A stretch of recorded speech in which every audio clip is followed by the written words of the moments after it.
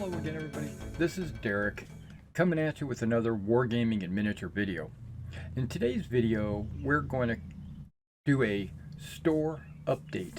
In our store updates, we talk about four things in general, usually.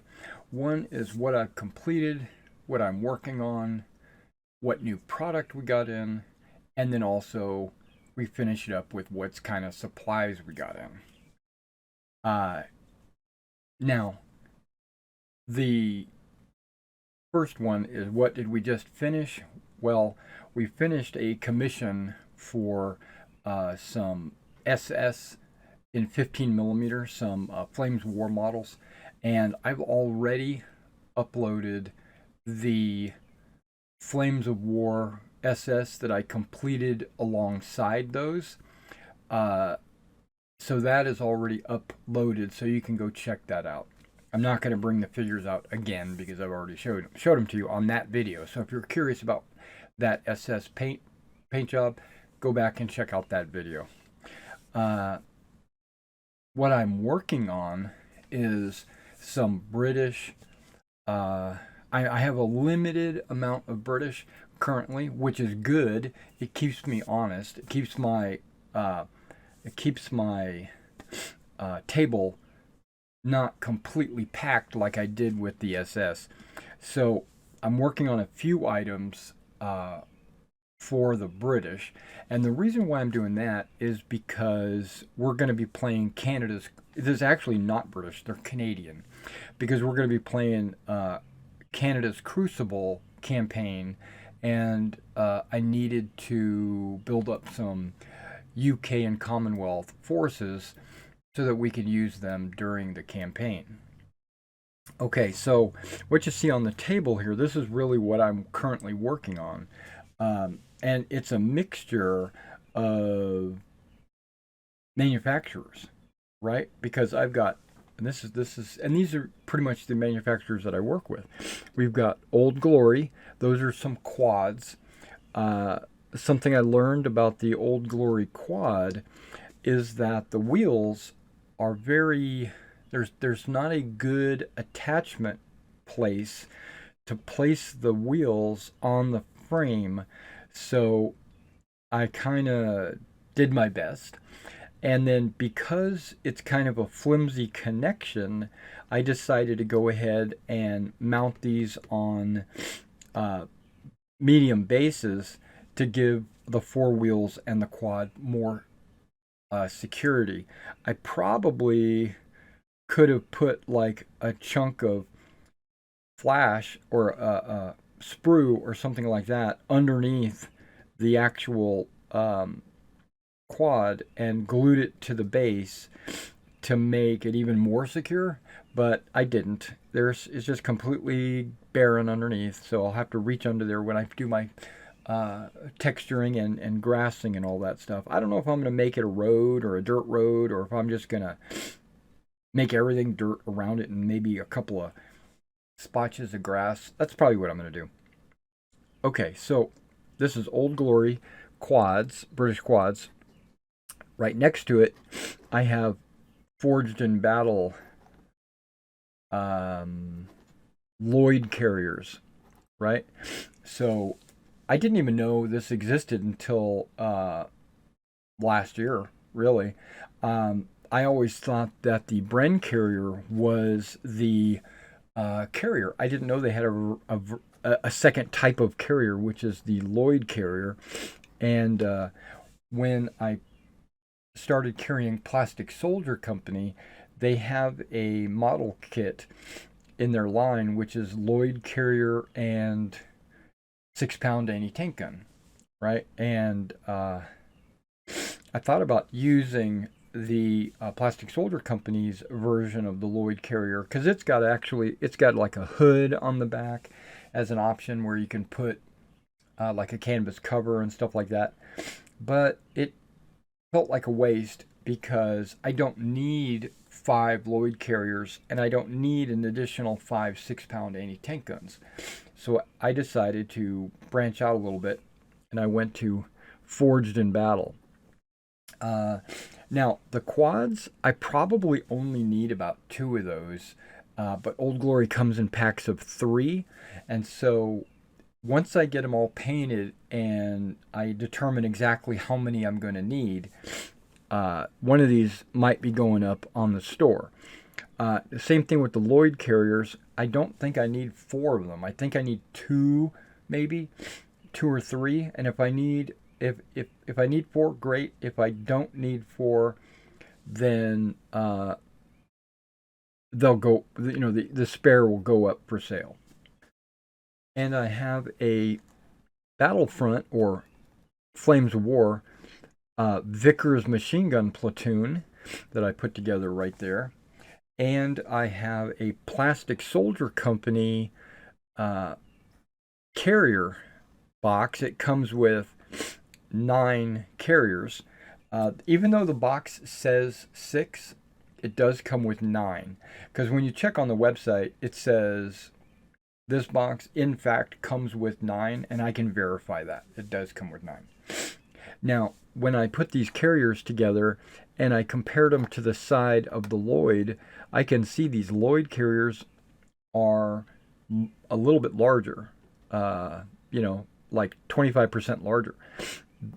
What I was planning on doing was, or what I had, let me rephrase that. I wasn't planning on doing it, but what I thought I could do is just make a bunch of carriers and deploy them as either Bren carriers or Lloyd carriers, because there's really not much difference between them, but there's quite a bit of difference. So I'm happy to actually have gotten those in. I have some Plastic Soldier Company 15 CWT Canadian military pattern trucks.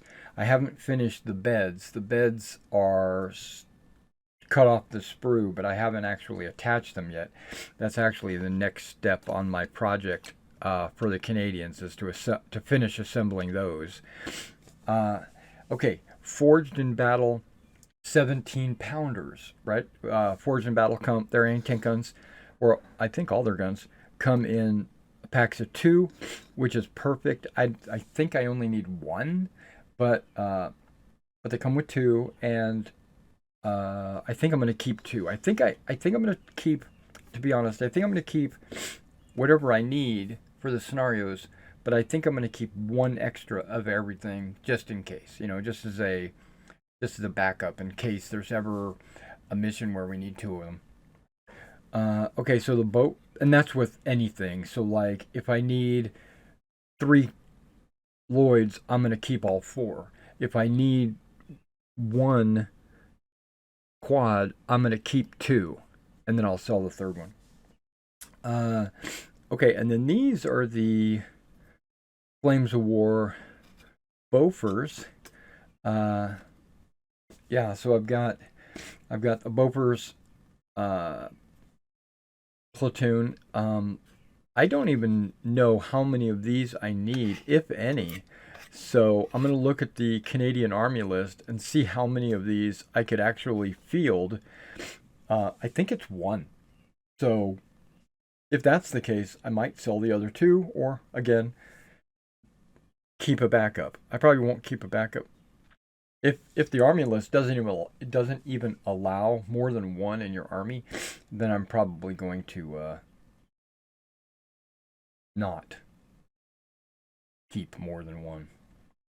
This is an Old Glory bag. It's the Cromwell ARV. So it's the armor recovery vehicle.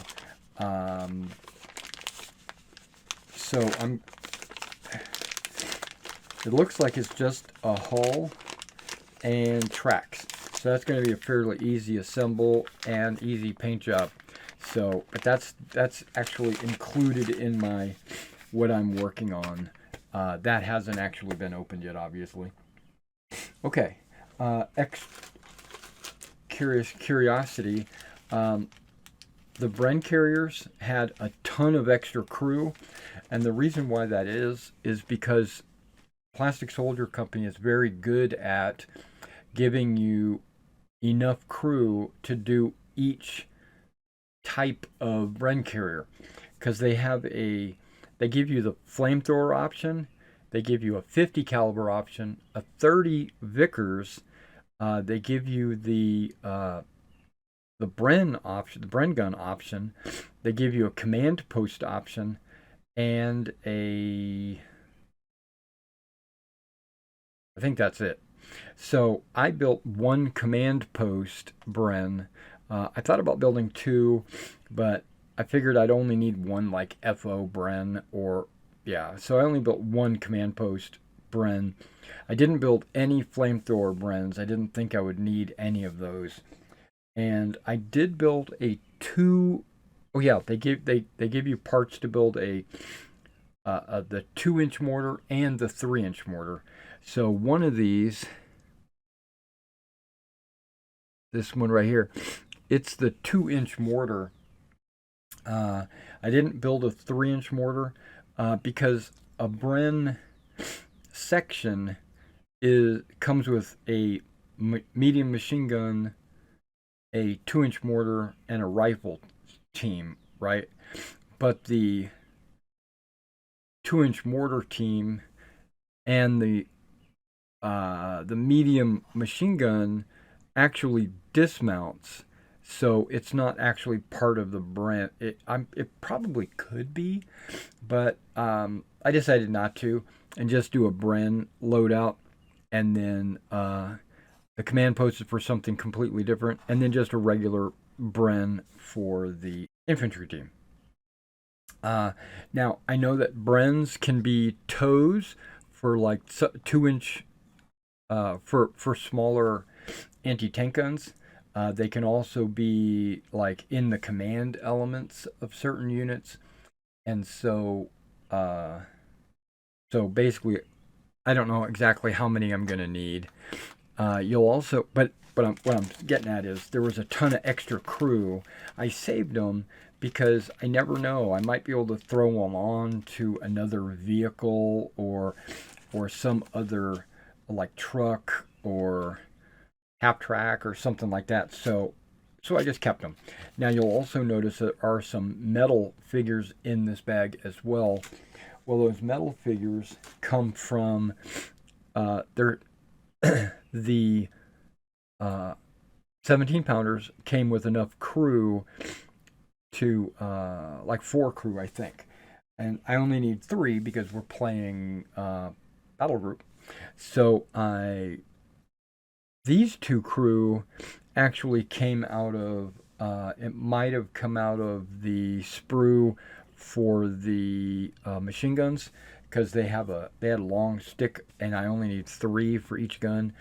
Also, the Bofors came with a crew of 4, but in battle group you only put 3 on a stand. So all these extra figures went into the bag. The Lloyd carriers came with 2 metal models, maybe 3, 2 metal models, the driver and an additional guy. And I decided to use a couple of Bren guys on there to give variety, and then I took a couple of the Lloyd carrier guys and I put them in this Bren just to give me some variety, right? So I thought that was pretty cool. All right, so that's what I'm currently working on. So let's not talk about product just yet. I want to talk about what I got on the table here, which is some supplies that I got in. Okay, let's talk about supplies a little bit. I do have an additional paint order coming in. It's not in yet, and I'm kind of waiting for it to come in so I can do a paint comparison when I start painting these. So I'll get these Cromwell's ARVs put together, and I'll probably prime them the various colors that I am going to be working with. But the additional colors that are coming in are going to be brush paints, and so that's when I get that order in. That's when I'll film the comparison, because the primers I already have. But we're going to talk about some of the paints that I just got in. Okay, so we got track primer, right? So I did a little research on various nations' tracks, and good ways to paint tracks.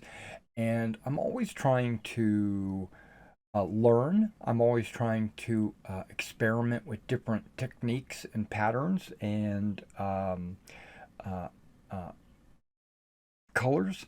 And so I thought that I would try this AK track primer, which is an extremely dark brown. Because normally I would paint with a black metallic color, but that's not always correct when it comes to tracks. A lot of them are uh, brown with some, you know, like brown is their primary color.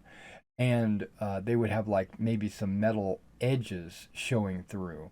And then there's other tracks that are primarily brown, but the rubber padding would be obviously rubber. And so I've decided to go ahead and try the this dark brown track primer. Plus, it's going to I think it's going to make these tracks look a lot better. But my first experiment with track primer is going to be soon. Now I also got these colors specifically for the tracks. I've got a burnt umber, which is an extremely dark brown. And then I've got a whole red, which you can see has got, I kind of got them for tracks because that's how they're marketed, but I also needed them for just other projects.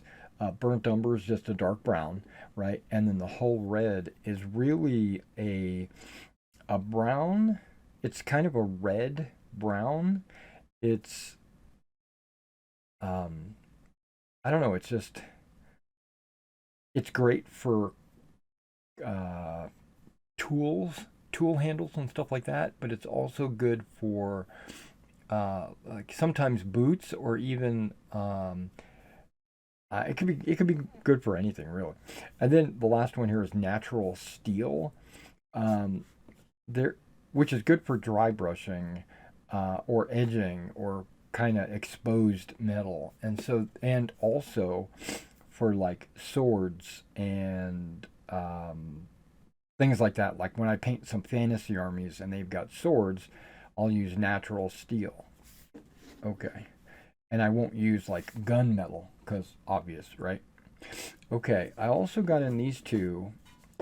These are Tamayas, right? I actually got two of each, but this is Hull, German gray, right? This is German gray, which is not field gray. It's just a dark gray. And if I compared it to, okay, it's not either one of these two. Um, okay, well, Vallejo has a Panzer gray, and this is German gray.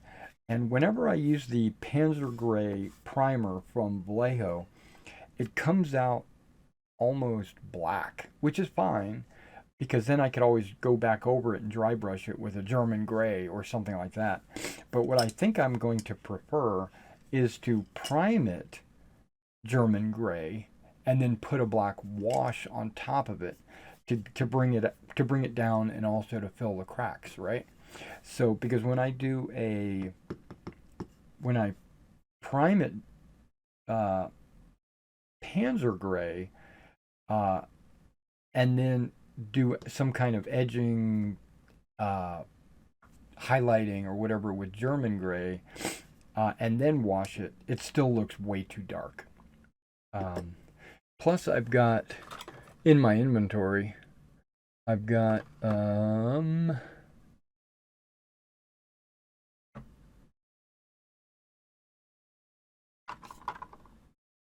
okay, this guy was hiding. Dark gray as a wash. So I think that's what I'm gonna do. I'm gonna do on my next German vehicle. I'm gonna paint it with the German gray, and then wash it with the dark gray. And I think that's gonna be a good color combination. Now, this one is dark yellow. And if you look at Dunkelgelb, right, which my understanding is of German, Dunkel means dark and Gelb means yellow. So Dunkelgelb is dark yellow. And so I got this dark yellow in, and it does look Dunkelgelb. So if I go to paint some more armor that I need to be in this color, then I'll be using this. Now, there is a difference. I have two colors from Vallejo, not these two, but two off camera. Oh, actually, yeah, here's one. Okay, this is called Panzer Yellow. It says Dunkelgelb Panzer Yellow. But Vallejo also sells something called Desert Yellow, which I have some of that. But the Desert Yellow looks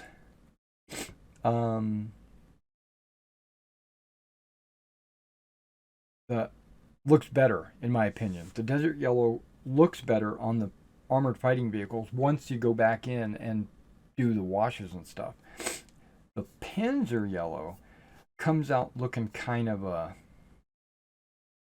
I want to say it has like a green tint to it, and it just doesn't feel right. I look at the model and I say, that just doesn't feel right, right? And that's why I got these in to experiment with. Okay, so because I've had this forever. Okay, now when we're talking about the British, of course I've got English uniform for infantry, but when it comes to the vehicles, there's going to be an experiment done painting with these two. This is UK bronze green, which is the correct color, and then there's the Russian uniform, which is also, I'm not going to say is the correct uniform, the correct color. It is a way to get to the correct color. Okay, so my experiment is going to be prime with this, highlight with a brush on uniform green, Russian uniform, right? To take this color and brighten it up a little bit with some edging and some dry brushing of uniform green. And then I'm going to prime with this, and then use dark green as a wash to bring that back to a darker color. And then I'm also going to, I got a bottle in the future, I got a bottle of what's called olive drab. I think it's OCC number 15, which is the exact color for British armor. Once I get that in, and I might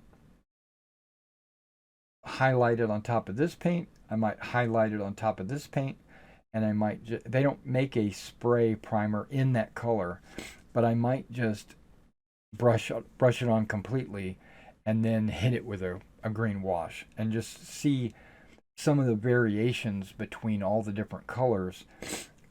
What I think is going to be the most accurate, and this is just me thinking in the future, is priming solid with the UK bronze green and then highlighting with either a brush on Russian uniform or the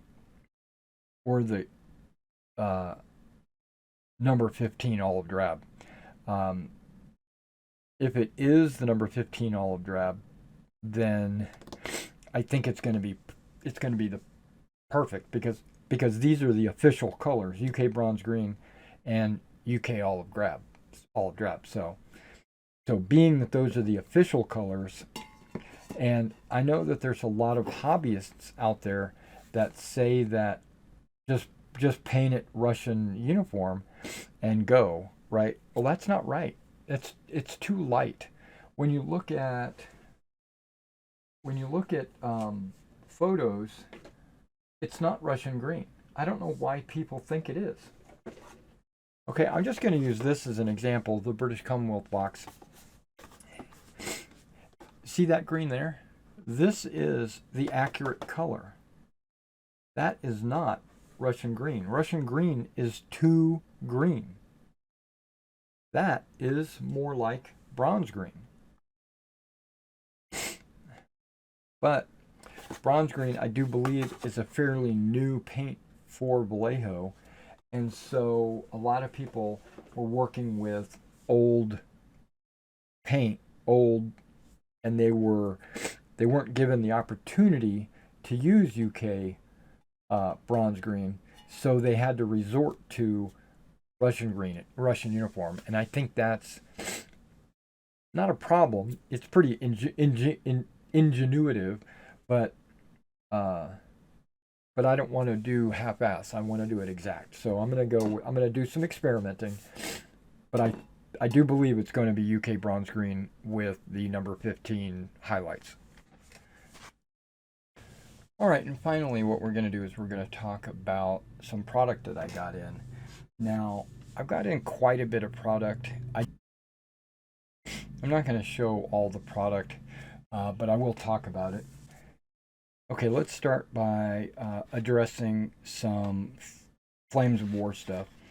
I got in this 3-inch tank destroyer platoon. I ordered it, and I also ordered a Forged in Battle 3-inch anti-tank, the two anti-tank guns for Forged in Battle. And after ordering these, thinking I was going to, when I ordered this one, I knew I needed it.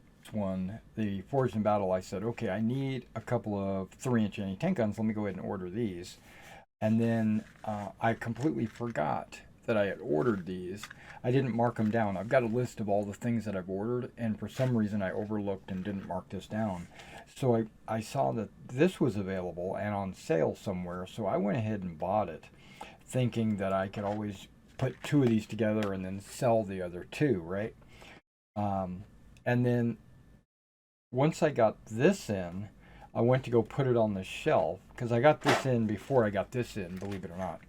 I went to put this on the shelf, and when I put it on the shelf, I saw that I already had 2 3-inch guns put together from Forged in Battle.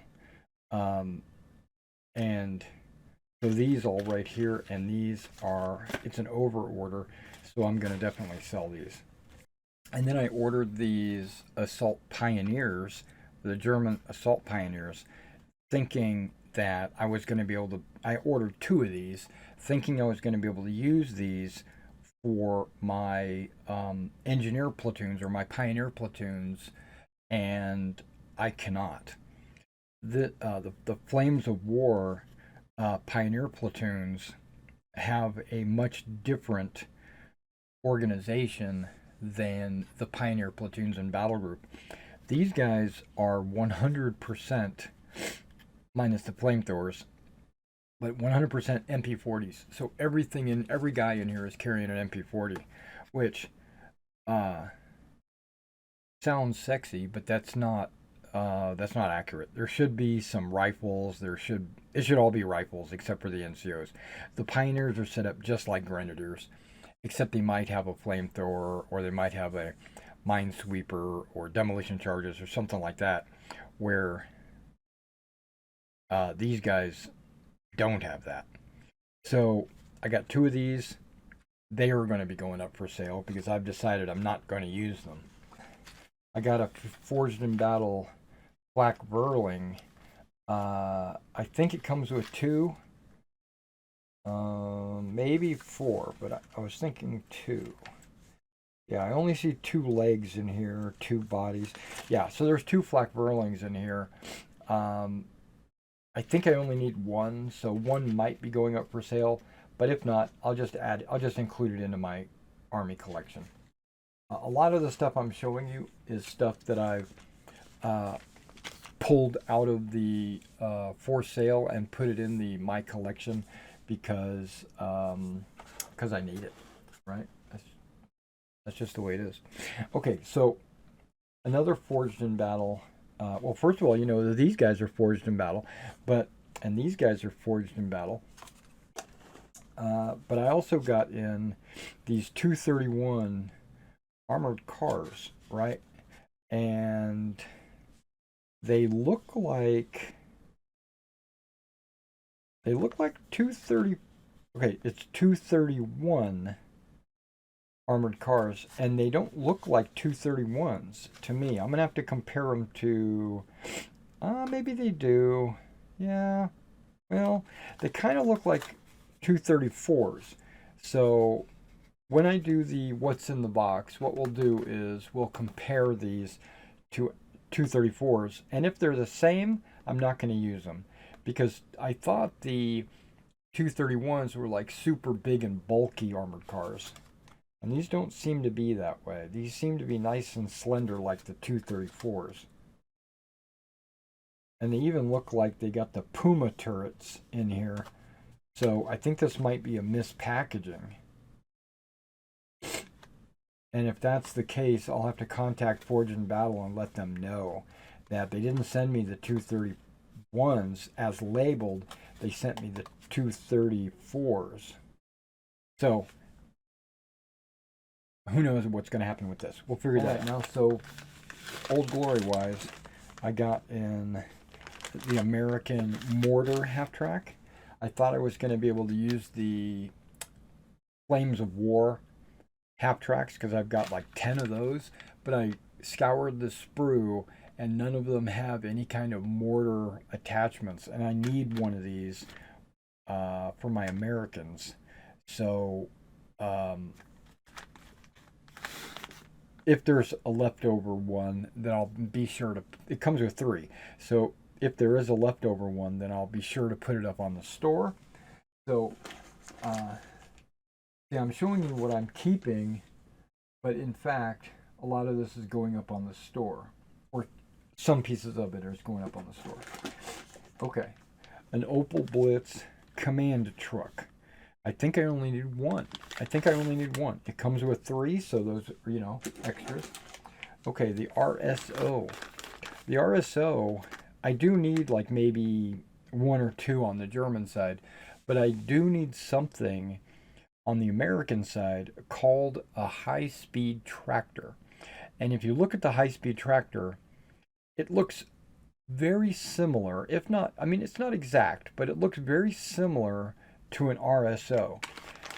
If I had an RSO with a square cab and not like a rounded cab, if it had a square cab, it would look exactly like a high-speed tractor. So what I'm going to do is I'm just going to build the RSO, and if there is a square cab, then I'm going to do that. But if there's not a square cab, then I'm just going to take one of them and paint it up like an American. I'm going to put an American star on it. I'm going to make it olive drab, and I'm just going to proxy it as a high-speed tractor. That's my goal. Okay. Now these, I'm going to bring this box over here so I can guarantee to put it in there. These are 120 millimeter mortars that I do not need. So this is going to go up on this. I already have 120 millimeter mortars. German Command. These could always be, there's like 50 models in here. These could always be used, but I don't think I need them. Some of these guys have got trench coats. That's pretty cool. Some of these guys got Thompsons, and And it is command, so you can expect maybe some radio men in there and who knows what. Looks like there's a guy prone over there doing something. A guy kneeling with binoculars. A guy prone with binoculars. So these are like, you could use these as FOs. There's guys pointing.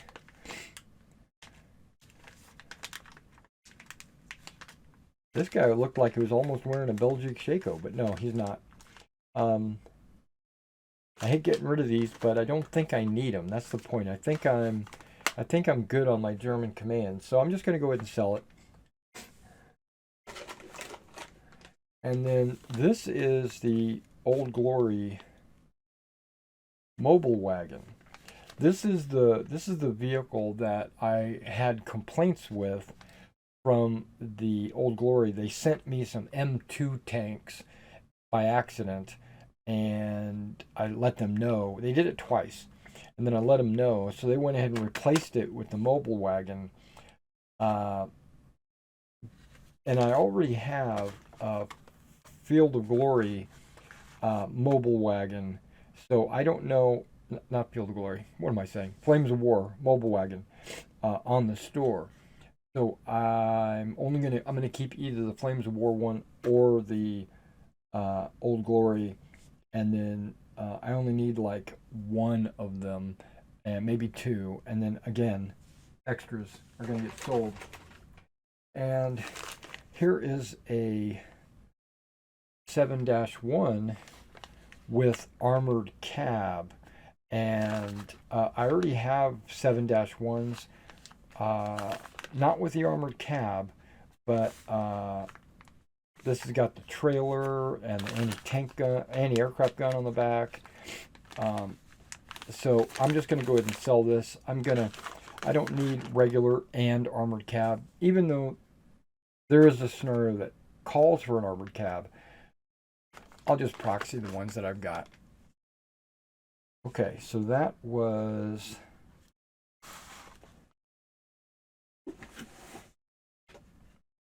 some Old Glory. Now I've got another Old Glory order. Oh, and I also got some Prussians, Napoleonic, from Old Glory had come in, and I'd got some West Wind 28 millimeter. I think it was German mortars. I've already got them up there next to my offensive miniatures, waiting to be painted. Okay, now let's talk about Rubicon. I put an order in for Rubicon. It was kind of small. It was like 10 boxes of stuff.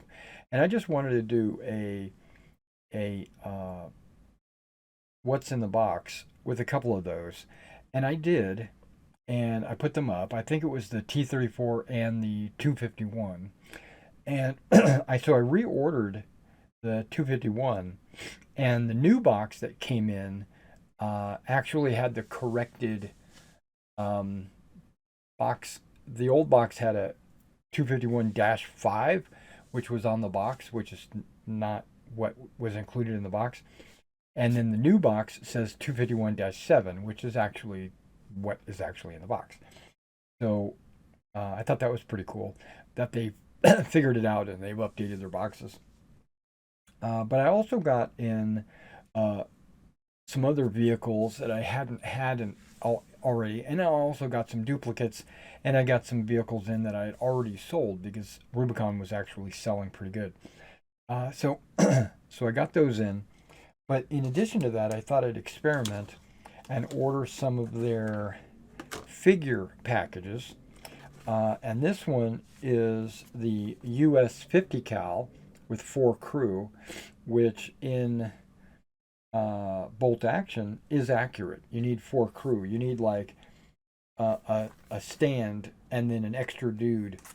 And these are metal models that definitely need to be assembled. Their arms are detached. The backpack head, you got to put it all together. Like this guy, you got to glue the torso to his legs. So it's going to be kind of That's cool. But that's that should already be on the store, where if you wanted to pick that up, you could pick that up. And then I also got the Nebelwerfer. Uh, yeah, it's I got the Nebelwerfer and then the crew, and this is all metal. Pretty cool. And this has got 4 crew, and I'm not sure what the Nebelwerfer has in bolt action, but at least you get 4 crew. And then finally, I got a German heavy machine gun, which is the uh, it could be the 34 or the 42, and it comes with 3 figures. So that's pretty much a medium machine gun, right? And then, but it comes with uh, a 60 millimeter base. You can see it in the packaging. A 60 millimeter base and a 25 millimeter base. And I've looked at the Rubicon bases, and I really like them quite a bit. I mean, the Warlord Games bases were my favorite, right? Because they have this little lip here on the plastic that allows for you to put your 3 figures on there, or 2 figures, or whatever you're putting on your base. And when you go to putty it, you can keep it within the lines, right? Or flocking it, or whatever you're doing. Uh, yeah, so these were my favorite bases, but I've gotten away from that, and I've gone to these being my favorite bases, um, because they're double-sided. I mean, this is kind of a weird thing. This is not a what's in the bag video, so I'm not really going to get into that. But you'll notice that there is a lip, just like those. There's a lip, and it's textured with like 100 little holes in there, probably 200 little holes for you to, when you go to putty it or flock it or put any kind of glue on there, it's got something to grip onto. So that's super good. And then on the back side, right? See it. But okay, we might be able to see it on the photo right here, where it talks about it's got a rounded rim to ensure basing material stays inside the base. Perfect. It has dimpled surface to assure firm grip of basing material. Just talked about that. They can also be used as pivot points for drill bits to position identifiers to secure your pinned miniature. So sometimes you'll take a figure, and you, like if it's a big heavy model, especially ones that go on 60 millimeter bases. If it's a big heavy model, you don't want to just glue its feet on the ground. You want to maybe drill a hole into the base and up into the figure and put like a little piece of metal to pin it. So they're just saying that they give you all these holes as a guide, and then ergonomic grip to allow for moving your miniatures. Um, I think that's correct, because it's probably the lip is probably about twice as thick as these, and then it says 0.8 holes correspond to dimples on the underside of the base. Use 0.8 pins to secure your miniature. Okay, so it looks like it's got a dimple hex pattern on this side and completely dimpled on the other side. So it's not like it's smooth. Like these guys are smooth on this side, and then that's what allows this base to be half as thick as these. But I think that edge, that lip, will grip the table better. Those will slide because they're so flat. These actually have a lip side on the bottom and the top. Yeah, these are not for sale. These are going in my personal collection for when I paint miniatures that don't have bases. I'll be using these. But I'll also be doing a comparison what's in the box, to compare them to the Warlord Games bases, and reiterate what I just reiterated. Okay, so I think that tells you everything about what I got in, what I'm working on, my plans for the future on some painting. Uh, yeah. All right. Well, thanks for coming out and checking out this video. And if you're interested in shopping at my store, you should go to this website right there, so that you can pick up some of the models I just mentioned. When they're listed, I'm planning on spending today listing everything that I have available that still needs to be listed. And then if you want me to do any commission work for you, I do have some openings, so you can email me at that email address right there to, and then I'll quote you a price for some commissions. All right, guys. Thanks for coming out and checking out this video, and I'll catch you in the next one.